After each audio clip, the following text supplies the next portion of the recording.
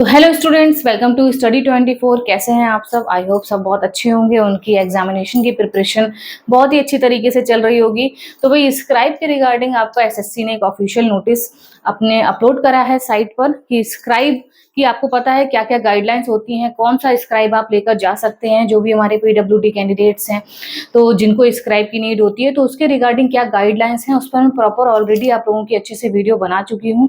और अभी previous video PWD के रिगार्डिंग भी जो एसएससी ने नोटिस निकाला था कि किन्हीं किन्हीं टाइपिंग से एग्जाम्पशन मिल सकता है, उसकी भी मैंने कल वीडियो अपलोड करी थी, तो आप लोग देख लीजिएगा। अगर आपको सीएचएसएल की टाइपिंग में एग्जाम्पशन चाहिए है तो वो नोटिस आप लोग देख लीजिएगा, वीडियो देख लीजिएगा। कल ही मैंने अपलोड करी है कि किसी किसी एग्जाम्पशन मिल सकता है, कौन से डॉक्यूमेंट्स आपको लेकर जाने हैं। अब आपका स्क्राइब के रिगार्डिंग भी एसएससी ने एक ऑफिशियल नोटिस निकाला है कि स्क्राइब की भी कुछ आपकी गाइडलाइंस चेंज करी है उन्होंने। ठीक है, तो वो आप लोग देख लीजिएगा, जिससे आपको जब जो भी आपके अपकमिंग एग्जाम्स हैं उसमें जब कोई भी नोटिस आएगा तो उसमें अब आपकी ये वाली गाइडलाइन भी फॉलो होगी। तो क्या स्क्राइब के रिगार्डिंग रूल्स हुए हैं, न्यू चेंज हुए हैं, वो हम लोग देखने वाले हैं। देखिए, इंपॉर्टेंट नोटिस क्या दे रखा है कि the commission provides the facility of scribe to eligible person. जो भी आपकी पीडब्ल्यूबीडी हैं या पीडब्ल्यूडी हैं उनको स्क्राइब की फैसिलिटी देता है भाई commission, candidates in its examination in accordance with guidelines for conducting written examination. ठीक है, for person with benchmark disabilities issued. जो भी आपका ये जो इशू नंबर है इसमें जो भी आपका गाइडलाइंस है उसके अकॉर्डिंग आपको स्क्राइब की फैसिलिटी दी जाती है। In order to further streamline the facility of provision of scribe to eligible PWD candidates, the Commission has taken the following decisions which would be implemented in the forthcoming examinations। मतलब अब जो आपके आगे आने वाले examinations हैं उसमें अब एक और गाइडलाइन आपकी स्क्राइब के रिगार्डिंग ये आपकी ऐड हो गई है। क्या हो गई है कि अब यहाँ पर देखिए, one time registration of scribes. आपको पता है ओटीआर अभी तक नॉर्मल जो कैंडिडेट्स हैं आपका बस उन्हीं का हो रहा था जो एग्जाम दे रहे हैं। अब अगर आप स्क्राइब भी लेकर जाना चाहते हैं तो उनका भी आपको ओटीआर करवाना पड़ेगा, वन टाइम रजिस्ट्रेशन करवाना पड़ेगा। A person shall be allowed to act as a scribe only after completing his her OTR on the website of the commission। तो जब भी आप अब कोई भी स्क्राइब लेकर जाएंगे तो उसका आपको OTR करवाना पड़ेगा कमीशन की साइट पर। एक न्यू गाइडलाइन आपकी फॉलो हुई है जो भी आपके अब एग्जाम्स रहने वाले हैं आगे। ठीक है, a scribe shall not assist more than one candidate in the same examination। ये हम लोगों को पहले भी नोटिस में उन्होंने बता रखा है जो भी एग्जाम के होते हैं कि एक स्क्राइब एक से ज्यादा कैंडिडेट्स का मतलब एग्जाम नहीं दे सकते हैं। ठीक है, इसको असिस्ट नहीं कर सकते हैं। अगर एक स्क्राइब है वो एक ही एग्जामिनेशन में सिर्फ एक ही कैंडिडेट को असिस्ट करेगा। ठीक है, ये दो आपके रूल्स हैं।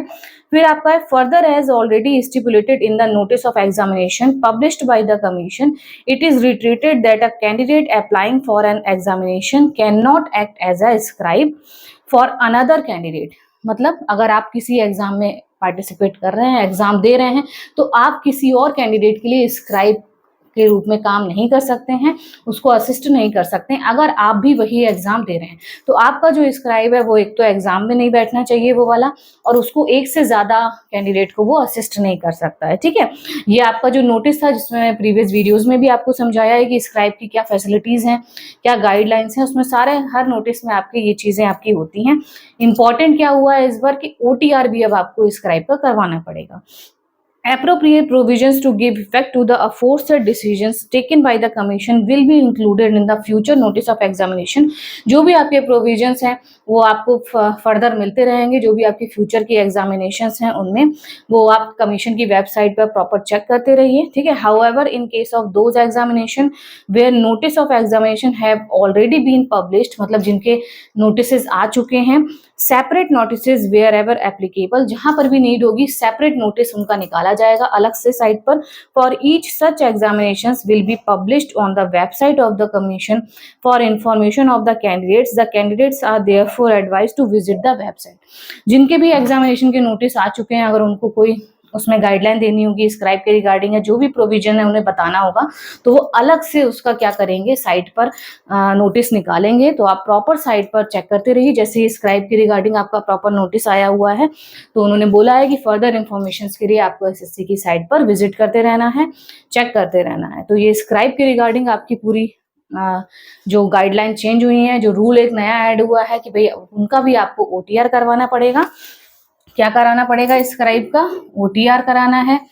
एक से ज्यादा कैंडिडेट को वो असिस्ट नहीं कर सकता है और एग्जाम में वो नहीं बैठा होना चाहिए, ठीक है ना। जैसे कि आप किसी अगर एग्जाम में बैठ रहे हो और आप किसी और कैंडिडेट के लिए आप स्क्राइब का काम नहीं कर सकते हैं, ठीक है। तो ये आपके जो रूल्स हैं वो इस नोटिस में थे, एसएससी ने अपलोड करा है, तो अच्छे से आप लोग इसको समझ लीजिए। अगर आप भी स्क्राइब की फैसिलिटी लेना चाहते हैं अपकमिंग एग्जामिनेशंस में, तो आपको उसका ओटीआर करवाना पड़ेगा और जो रूल्स हैं उनको फॉलो करना पड़ेगा। स्क्राइब के ऊपर पूरी मैं ऑलरेडी वीडियो अपलोड कर चुकी हूँ, वो भी आप लोग देख लीजिएगा, प्लेलिस्ट में होगी। एमटीएस की प्लेलिस्ट में आपका अपलोडेड है, वो सारी वीडियोस आप लोग वहां पर देख सकते हैं।